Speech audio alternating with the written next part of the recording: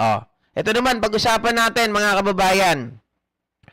Speaking po doon sa pinirmahan ni Congressman Sandro at nung 240 congressmen and congresswomen, ay ito viral na viral ngayon mga kababayan dahil nga po itong mga congressman pumirma dahil isa po sa dahilan, 'di ba, sa dahilan ng impeachment or pag-impeach kay Sara Duterte ay tungkol po sa kanyang death threat kay Pangulong Bongbong Marcos, sa kanyang asawa at dito kay Speaker Martin Romualdez.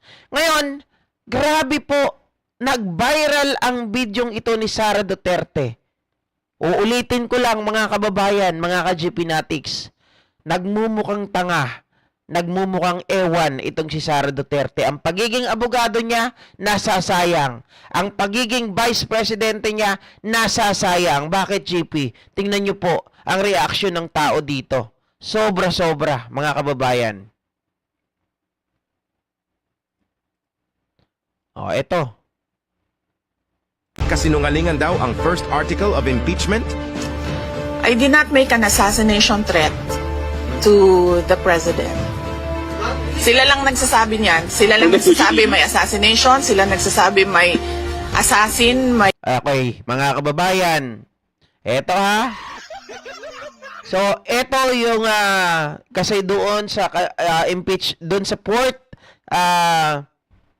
tawag dito, 'di ba, 4 na yung nag-complain kay Sara Duterte. Ngayon, doon sa kanyang ikinaso sa kanya, ay kasama po doon unang-una yung death threat kay Pangulong Bongbong Marcos. Na maliwanag naman na sinabi niya yon, 'di ba? Pero ngayon, dinideny niya. Wala daw doon assassin, wala daw mamamatay tao, wala daw siyang binitawan na gano'n. Mga kababayan, paano ka naging abogada?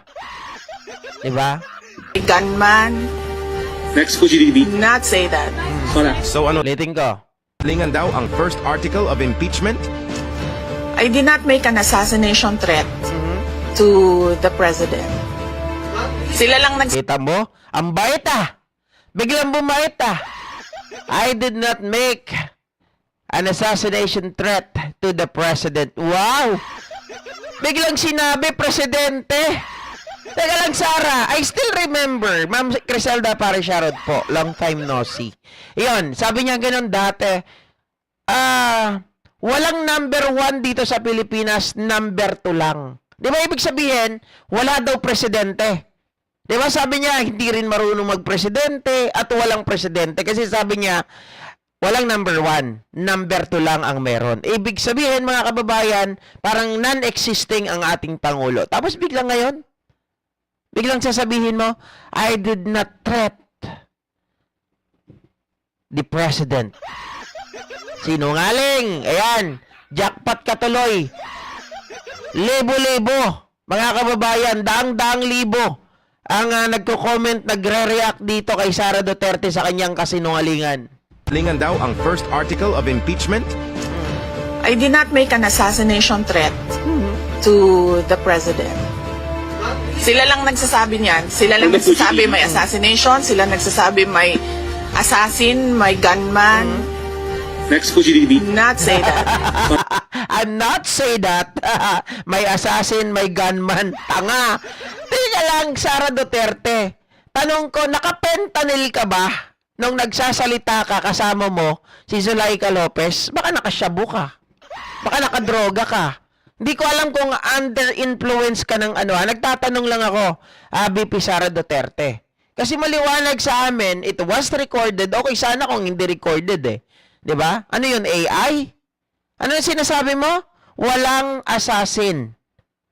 'Di ba? Sabi niya ganoon, wala daw assassin. Ulitin ko dito sa part na 'to.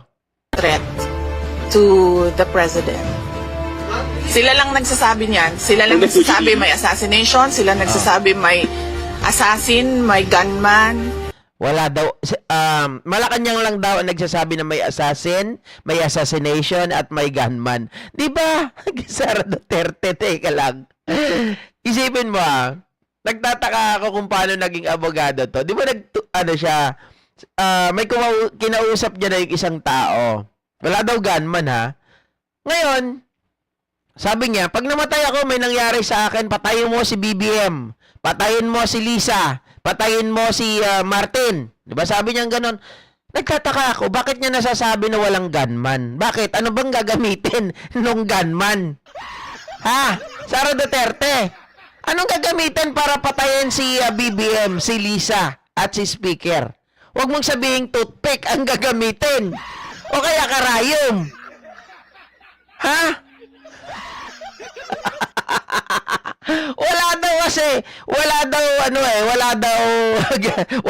Walang gunman. Anong gagamitin ng gunman? Kasi sabi niya ganon, gunman usually used a gun to kill people. Yan daw ang ibig sabihin kasi nun eh. Diba? A gunman usually used or utilize a gun to kill a people. Nako, mga kababayan. So wala daw gunman. Ano ipapagamit pag pinatay si BBM, si Lisa, at si Romualdez? Toothpick? Karayom? Makakasakit ba yun? Oy, JP, karayom, pero merong may tawag dito, sasabihin ng iba dyan. Baka karayom, pero may kalawang. Toothpick. Ano yung toothpick, mga kababayan? Diyos mio.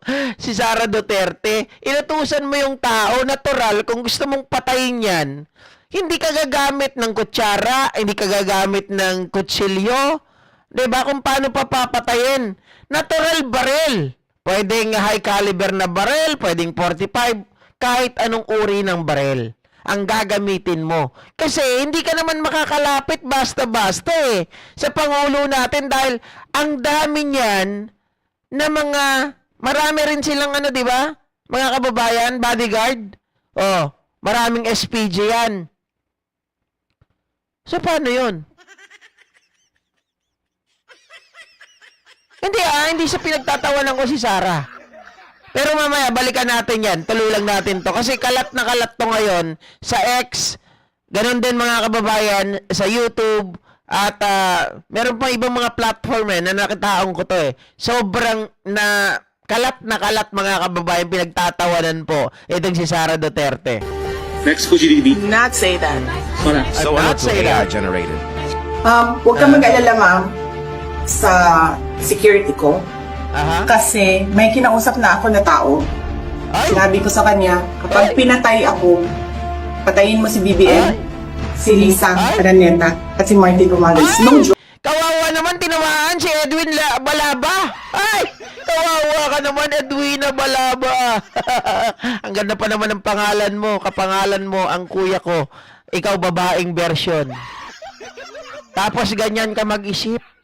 Mukha kang adik. Baka ikaw ang adik, ha? Ano ang tawag sa isang tao na may video, tapos, sinasabi niya, galit na galit siya, napapatayin. Si BBM, si Lisa, at si Speaker. Tapos, mamaya, biglang sinabi niya, I did not say that. Aba? Wala akong sinabing ganon. Walang gunman, walang assassin. Adik nga. 'Di ba? Nag-hallucinate, mga kababayan. Huwag mong sabihin ako ang adik. Kasi si Sara ang nag-hallucinate. Huwag mong sabihin na, oy, JP, baka hindi niya, AI? Ha? Bakit hindi ba lumabas ito, mga ka-JP natin sa media? Sa mainstream media? Sa mga vloggers? O baka naman nagbubulag-bulagan lang, kunwari walang alam. Diba? Oh, Inday! Hoy, Inday! Oh. No joke. Nagbilin na ako, ma'am. Pag namatay ako, sabi ko, huwag ka tumigil, ha. Okay. May sabi dito si Rosita de la Torre. Okay. Pwede may point ka, ha, Rosita de la Torre, ha? Kasi balitang-balita din yan eh. Sabi ni Sara Duterte, oy, I did not say that. Wala akong sinabing ganon. walang gunman. O kasi nga, gagamit ng karayom na may manika. Yun na lang ang paraan, desperadong galawan. 'Di ba? Mga jutang na mess. Hanggang hindi mo mapatay sila. And then he said yes.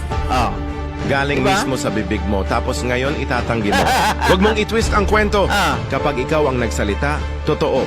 Pero pag binalikan ka, fake news, Sarah, I did not make an assassination threat against the president.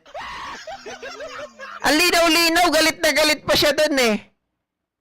Mga kababayan, baka mamaya DDS magulat na lang ako sasabihin ninyo, "Oy GP, fake news ka. AI yan, gawa nyo lang yan, bugok." Paano naging AI? Nandun sa likod niya si Zuleika Lopez. Diba? Kunwari, mga kababayan, walang ilaw. Kunwari, pinatayan ng House of Representative. Yun pala, pinili lang nila na patayin yung ilaw, tapos magpa-press con o lumabas doon, nagmura-mura, galit na galit, halos pumutok na ang litid. Nagkukunwari lang naman pala na walang ilaw para magmakaawa ang gaga. Diba? Sabi niya pa, no joke. Di ba, Mabel Kinjo? Ano ba yung no joke? Ang ibig bang sabihin ng no joke is, I'm joking. Sabi ni Cardo Dalisay, halata po na AI, gawa-gawa lang ng bangag admin, hindi po si Sarah yun, AI generated po yun, tangak. Cardo Dalisay, bobo ka. Diba, ganyan ba ang nagagawa ng mga Duterte supporter?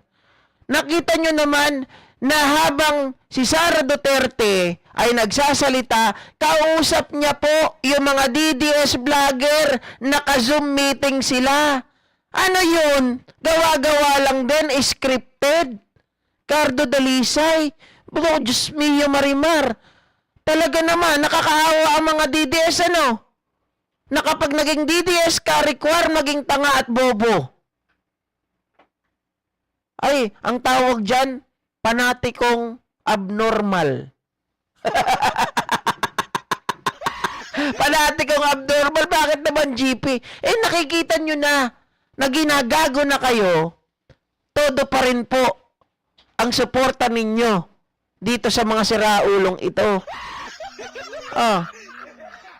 Bakit kanyo pinatawag yung mga vlogger?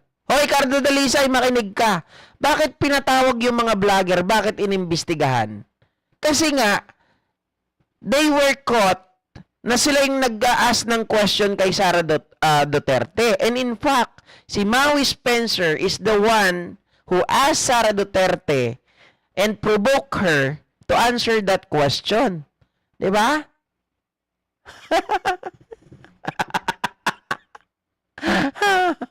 Ang kulit.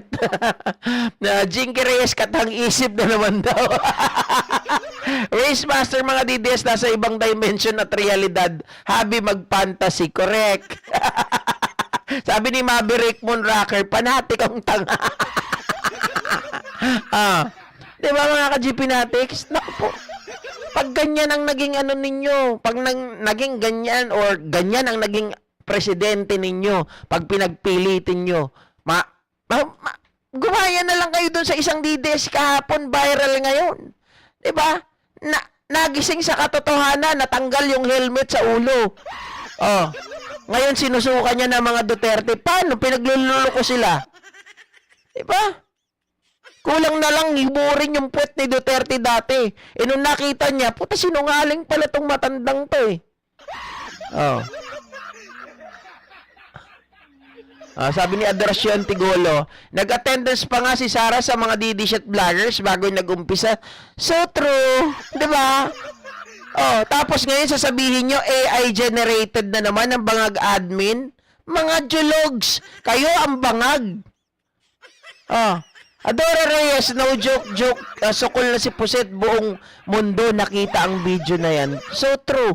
Di dapat mga kababayan, mga ka-GP Natics, mga panauhing pantanga, dapat nung paglabas pa lang dyan, dininay niya na yan ay totoo at sinabi niya na AI. Hindi. Talagang pinagpilitan niya pa na yan ay totoo, tapos kayo, AI generated.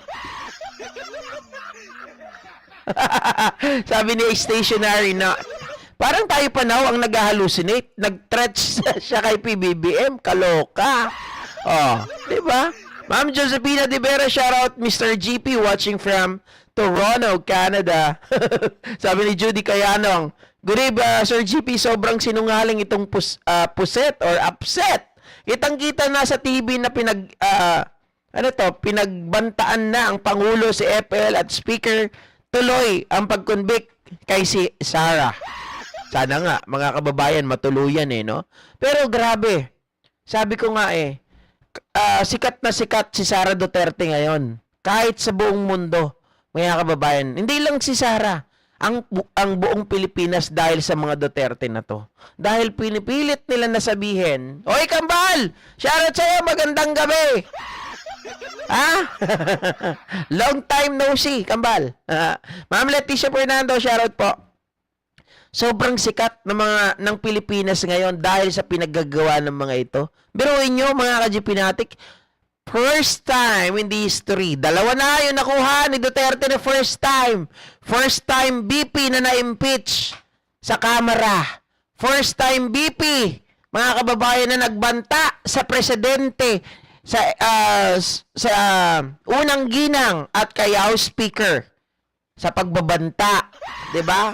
First time din, mga kababayan, na may isang BP na kurakot na gumamit po ng acknowledgement receipt ng Armed Forces of the Philippines para lang ma-justify yung kanilang expenditure. Kahiya-hiya ka, BP Sara.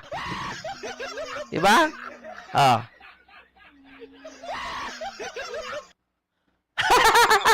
Sabi ni Cardo Dalisay, desperado na kasi kayo kahit si Bato nananahimik, gigipitin nyo. Teka lang, sino nang gigipit kay Bato? Ha? Walang nang gigipit kay Bato. At sinong desperado? Kayo yun. Paano kami magiging desperado? Ang presidente namin nakaupo. Diba? Nakaupo pa rin. Kayo ang desperado. Kailan nyo sinabi na pagdating ng 2024, presidente na si Sara? January, February, March, April, May, June, July, August, September, October, November, December. Presidente pa rin ang Pangulo namin. Here's come 2025. Presidente pa rin yung Pangulo namin. Sabi nyo, by January 13, Pangulo na si Sara. Pinag-take out pa daw, kunwari, mga ulul. Di ba? Oh. Danilo Adolfo, God save the Philippines daw, sabi ni BP Bangag. Ma'am Josephine, sorry late ako. Ma'am Eva Hernandez, shoutout po. Right. Adora Reyes, good morning, JP watching from Phoenix, Arizona. Okay, tulisan, si Baby Baste, Max Oo nga, no? Nakalimutan, yan yung gusto kong sabihin kanina. Sabi ko, ikaw, makapintas ka. Akala mo, ang gwapo mo, kamukha mo naman si Max Alvarado. Diba? Rick Bernabe, paano gagalangin ang isang taong ito ay bangag, standby style, at kung ano pa ang maaari mong itawag sa isang pusali? Ayan daw, si Baste. Mga kababayan, magsama-sama talaga kayo nila Sara Duterte. Sara, ituloy mo yan. Sisikat ka ng sisikat sa susunod. Hindi lang yan. Magiging first time in the Philippine history ka din na i-impeach ng tuluyan at makakasuhan, mga kababayan, makukulong at madidikyo pa. Wala ka ng pag-asa. Kung ako sa'yo, better now to resign. Di ba? Better now to resign para manahimik na ang Pilipinas, anak ka ng tinapa. Kabsat Makoy. Oy, Kabsat Makoy. Shoutout sa'yo, brada. Ito naman, mga ka-GPnatics, pag-usapan natin.